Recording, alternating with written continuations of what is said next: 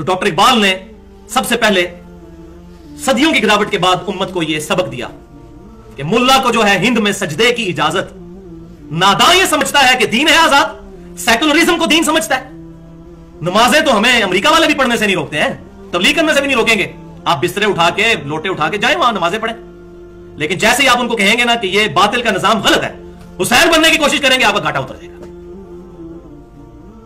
Secularism India में भी इजाजत है। सेकुलरिज्म यही है कि मजहब और दीन आपका जाती मामला है, खूब नमाजें पढ़ें, मत्थे भी घिसा दें, आप सब कुछ करें, लेकिन बातिल को चैलेंज ना करें आके सामने के निजाम अल्लाह का होना चाहिए। अल्लाह की जमीन पर अल्लाह का निजाम हो, खिलाफत का निजाम कायम हो, इस पे बात ना करें। फिक्रे हुसैन तहरीक खिलाफत की रूह है। जो खिलाफत की बात करता है उसको फिक्रे हुसैन क्लियर होनी चाहिए। 3 लिटमस टेस्ट मैंने उसमें बताए हैं, उनमें से तीसरा ये है। पहला यह है कि किताबुल्लाह की तरफ उसकी दावत हो, फिरका वारियत से पाक। दूसरा पॉइंट, किताल के ऊपर वो जोर देता हो, किताल से ना भागे। और तीसरा, फिक्रे हुसैन उसको क्लियर हो, वरना तो आज के हुक्मरान जजीर से बहुत बेहतर है। ये अहले बैत के कातिल तो नहीं है। अगर आज के बदमाश मुल्कों को हमने गलत कहना है तो हमें पहले यजीद को भी गलत कहना पड़ेगा। आप कहें वो ठीक है और ये गलत है, तो फिर फिक्रे हुसैन क्लियर ना हुई तो फिर तो खिलाफत की बात करना ही गलत है। जो कहता है ना हुसैन बागी है, वो खिलाफत की बात करना छोड़ दे। जब तक हुसैन समझ नहीं आएंगे खिलाफत नहीं समझ आ सकती। भाइयों, वाकया करबला के साथ अहले सुन्नत और अहले तशय्यो दोनों ने जुल्म किया, दोनों ने। और इससे जो लेसन लर्न करना चाहिए था उसको बिल्कुल छोड़ दिया और इसको शिया सुन्नी इख्तिलाफ का सबब मान लिया। जो वासिफ अली वासिफ साहब फरमाया करते थे, इस्लाम जमा फिरका इज इक्वल टू 0। इस्लाम में फिरका दाखिल होगा, रिजल्ट 0 आ जाएगा, और रिजल्ट 0 आ चुका है। पूरी दुनिया में पिटाई हो रही है मुसलमानों की इसी वजह से। और फिरका जो है वो फिर हक बात नहीं करने देता, मजबूर कर देता है कि अपने फिरके की हिफाजत करो चाहे हक छुपाना पड़ता है, कि आमदा से मेहरबानी करो कि जो जो अपने आप को अहले हदीस मनहज पे समझता है, अगला जुम्मा जो है पगड़ी के जरिए और टोपी के जरिए, तो अगला जुम्मा तो उसने कहा कि तू पहले फारग हो ना, पगड़ी से तेरी माने ना, तेरी तो पहले उसको शायद कपड़े भी उतार दे। इसी तरीके से कोई अहले तशय्यो या आज के बिगड़ा हुआ राफजी अगर मिंबर रसूल पर यह हदीस बयान कर दे जो अहले सुन्नत और अहले तशय्यो के यहां कॉमन है, और सही बुखारी में इंटरनेशनल नंबर के मुताबिक 1393 नंबर, ला तसुब्बुल अमवात, नबी सल्लल्लाहु अलैहि वसल्लम फरमाया अपने मुर्दों को गाली मत दो, वो अपने अंजाम को पहुंच चुके हैं। अगर अच्छे हैं तो अल्लाह की जन्नतों में होंगे, अगर बुरे हैं तो अल्लाह ताला के अज़ाब में होंगे। तुम मुर्दों को गाली ना दो। और वो कहे कि भाई आज के बाद इस मिंबर से किसी से अभी को गाली नहीं निकाली जाएगी, तो क्या हाल है, वो अगला जुम्मा पढ़ा लेगा? कभी नहीं पढ़ा सके। बिस्मिल्लाहिर्रहमानिर्रहीम, सूरतुल बकरा आयत नंबर 159 और 160। इन्नल्लज़ीना यक्तुमूना मा अंज़लना मिनल बय्यिनात, बेशक वो लोग जो कि छुपा लेते हैं वो चीजें जो हमने नाजिल की हैं रोशन। पहले नंबर पर किताब, दूसरे नंबर पर आप सल्लल्लाहु अलैहि वसल्लम की सुन्नत जो सही हदीस से ड्राइव है। वल हुदा, और हदायत की बातें छुपा लेते हैं जो अल्लाह ने नाजिल की हैं। ये देख ले, मौलवी नहीं कहते कुरान हदीस डायरेक्ट में पढ़ना गुमराह हो जाओगे। और अल्लाह ताला क्या फरमा रहे हैं इनके बारे में, ये जो छुपाते हैं, ये छुपाते हैं क्या, ये लोगों को मना करते हैं।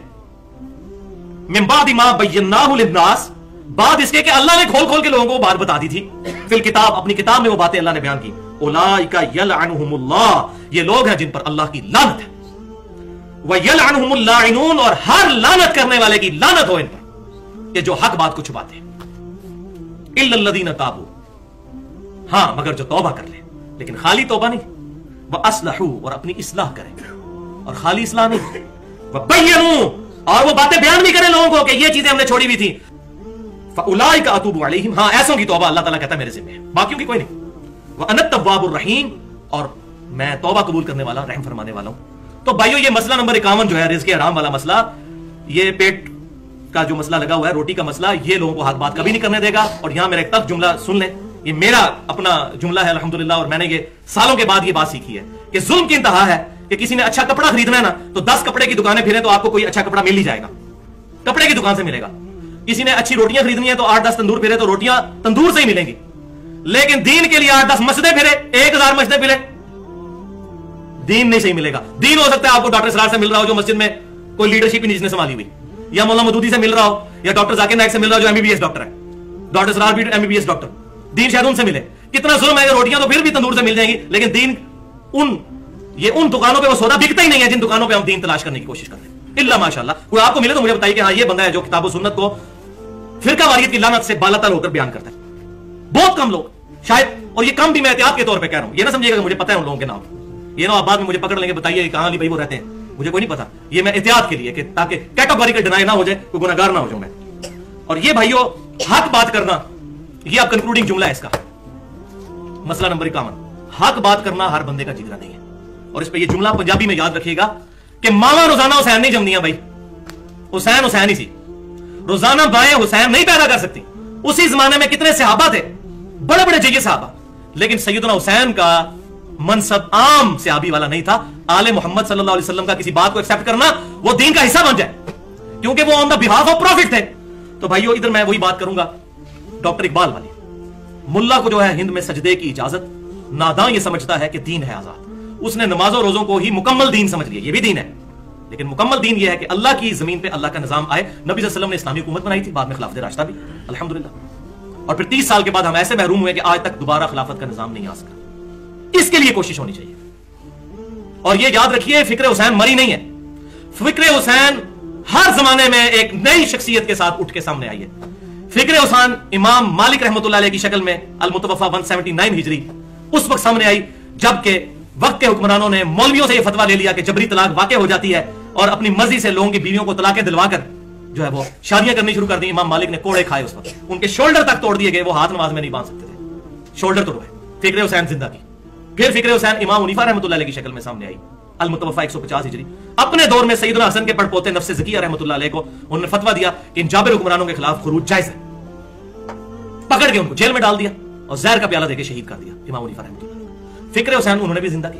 फिर इमाम अहमद बिन हंबल रहमतुल्लाह अलैह अल-मुतवफ़ा 241 हिजरी, उनके दौर में खल्क़े कुरान का मसला मुतज़िला ने उठाया।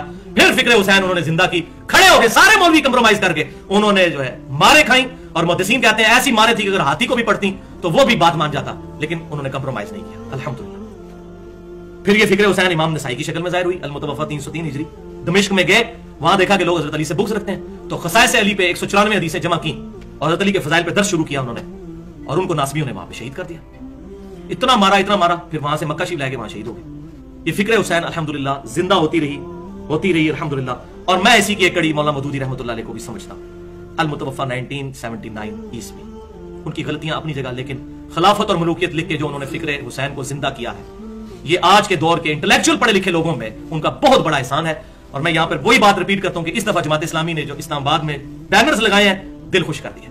व्हाइट कलर के बैनर्स, उन पर रेड कलर से लिखाई हुई थी, इस्लामी निजाम खिलाफत को बचाने की खातिर जान देने वाले इमाम हुसैन को सलाम पेश करते हैं। मैंने कहा वाकई जमात इस्लामी को खिलाफत का समझ है या तंजीम इस्लामी को?